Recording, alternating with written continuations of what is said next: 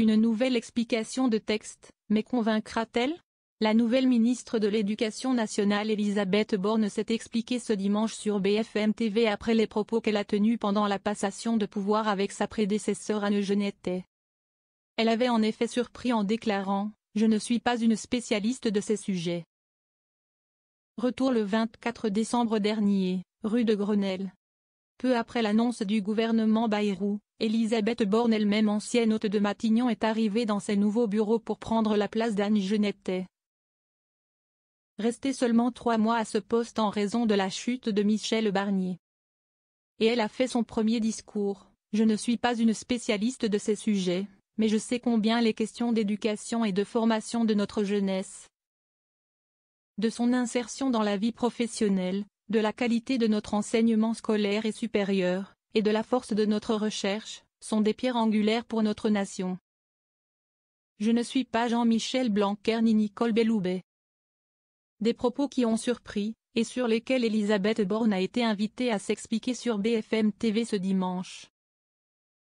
Je ne crois pas qu'on attende d'un ministre qu'il soit spécialiste de ces sujets.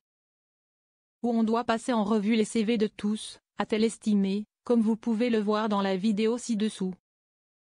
Et de poursuivre, en disant ça, je ne dis pas que j'ai déjà travaillé 2 ans au ministère de l'Éducation nationale.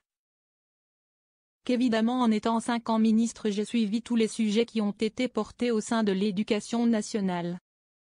Je ne suis pas Jean-Michel Blanquer ni Nicole Belloubet, tous 2 anciens professeurs et recteurs, note de la rédaction, mais, évidemment je comprends largement les enjeux. Elle ajoute pour se défendre qu'on peut reprocher aux spécialistes d'être des technocrates trop spécialisés et qui n'ont pas suffisamment d'ancrage politique.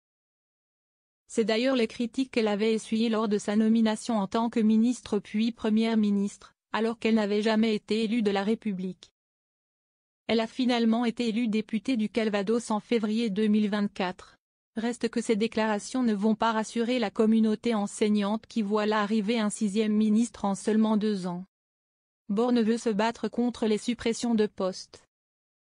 Sur BFM TV, Elisabeth Borne s'est aussi à nouveau exprimée sur la polémique autour de sa visite à Mayotte, lors de laquelle elle s'est attirée des critiques pour avoir tourné le dos à 2 enseignants.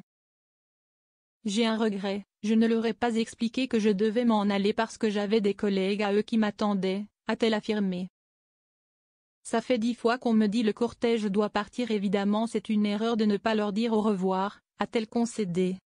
Sur le fond, la nouvelle ministre a indiqué que des tentes écoles allaient être montées à Mayotte pour les premiers besoins. Après la dévastation causée par l'ouragan Chido, une aide d'urgence d'un montant de 2 000 € sera versée immédiatement à environ 5 000 personnes, les moins rémunérées. Et 3,8 millions de fonds sociaux ont été mis en place pour accompagner les élèves, a-t-elle ajouté. Elisabeth Borne a encore affirmé se battre contre les suppressions de postes alors que le précédent gouvernement envisageait la suppression de 4 000 postes d'enseignants dans son budget 2025. Principalement dans les écoles maternelles et élémentaires. Enfin sur les groupes de besoins déployés en 6e et en 5e en mathématiques et en français. La nouvelle ministre est restée prudente en rappelant que le dispositif doit faire l'objet d'une évaluation.